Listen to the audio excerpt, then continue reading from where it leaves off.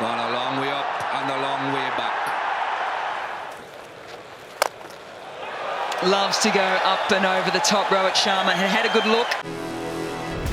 The pull shot, the elegance, the domination. We've seen white ball greatness, but in tests, his bat writes pure poetry. 3 unforgettable innings, timeless brilliance, red ball batting perfection. Well, he's gone for the tip shot.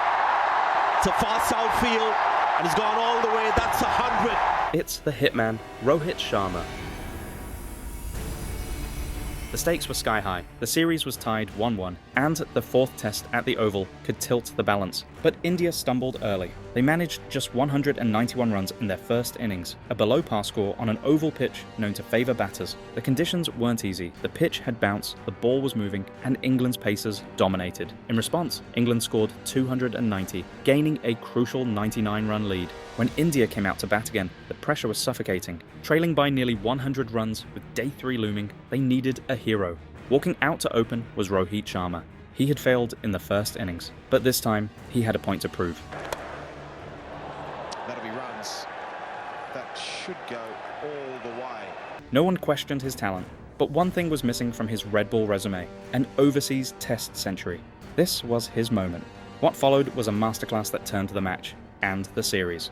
Sharma walked in with KL Rahul, looking calm. Deep down, he knew this was the biggest innings of his test career. The pitch had eased slightly, but the mental pressure remained enormous. India couldn't afford another collapse.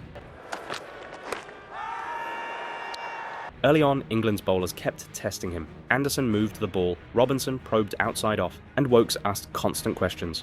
Sharma began cautiously, leaving balls outside off, blocking straight deliveries, and absorbing the pressure without risk. He focused on playing late and getting his eye in. As the day progressed, his partnership with Rahul grew steadily. Their understanding was sharp, and the scoreboard kept ticking. They put together a crucial 83-run stand, giving India the foundation they needed.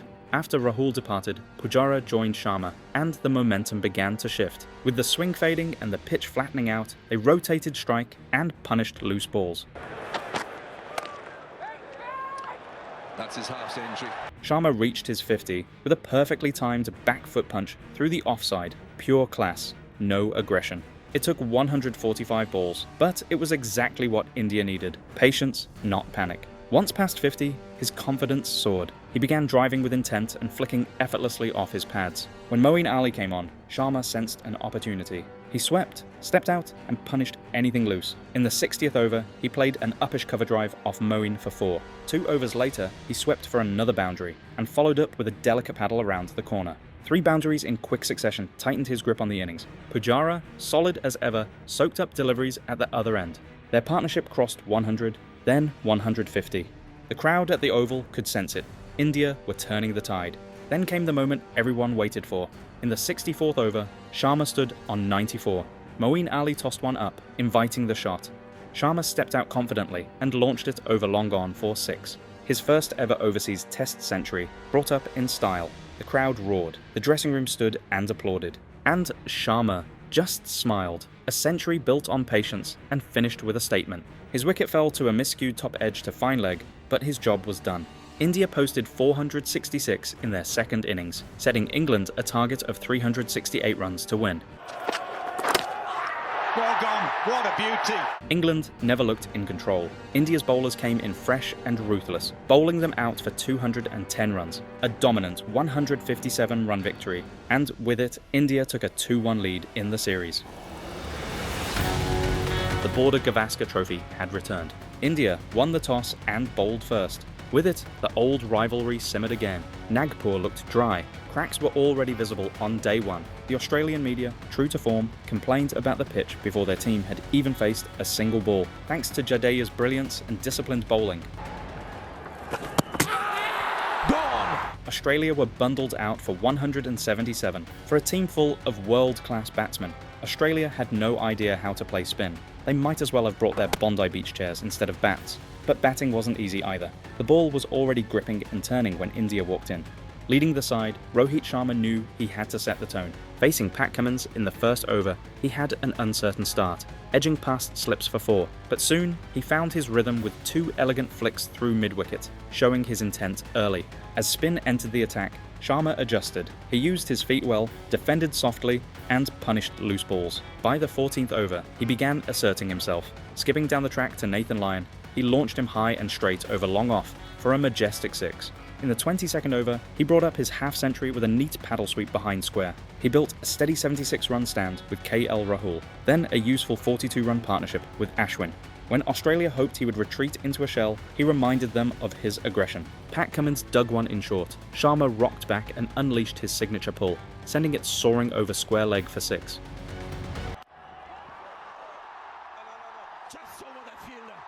But India stumbled. From 118 for 1, they slipped to 168 for 5, as Ashwin, Pujara and Kohli fell quickly.